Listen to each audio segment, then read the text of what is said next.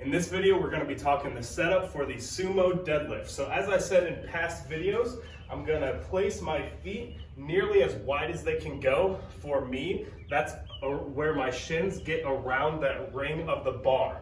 And so when I step up to it, my shins are going to be lightly resting, if not just a hair length away from the bar. That way the bar moves up and down and you don't have to pull the bar toward you at all when you are setting up. So I'm going to take one step, two step. The next thing I'm going to be thinking about is pushing my hips back. That way I can really load my hamstrings and especially my glutes at the beginning of the lift. Sitting back into it, back into it, back into it. And that's when I'm going to be able to grab the bar. My glutes are super engaged.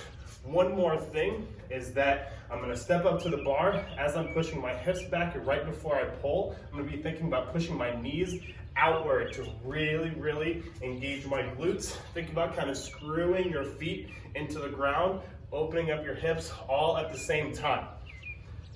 Grip will be a little bit closer than conventional, but for it to be the shortest range of motion possible, you'll want your arms to hang down just as they would while you're standing. That way you don't create an angle or a hypotenuse, like a triangle, when you are deadlifting, which would increase the range of motion of the pull.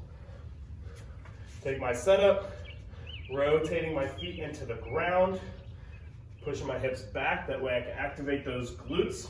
When I grab the bar, I'm going to get this slack up out of the bar. Think about the slack, like I said in the conventional deadlift video, think about the slack being like a speed bump.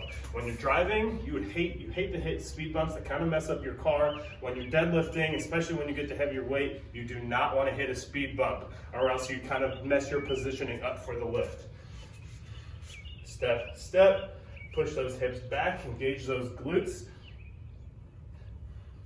When I pull the slack out of the bar, that is also when I'm going to rotate my elbows forward.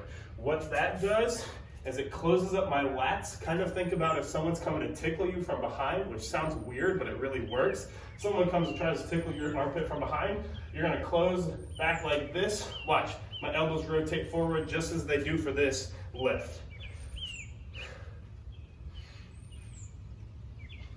Rotate my elbows forward, that way my lats are tight. I've got this whole area tight, my glutes are ready to go, and that's when I would pull.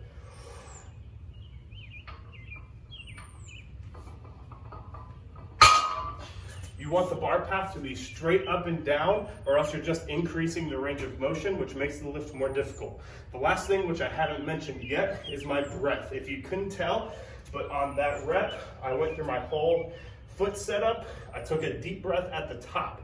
Why I do that is because my diaphragm and my belly has much more room to grow and engage at the top, rather than when I am bent over about to take the grip, about to take the lift. I can't quite get as much air or as much intra-abdominal pressure, that core strength involved into the lift.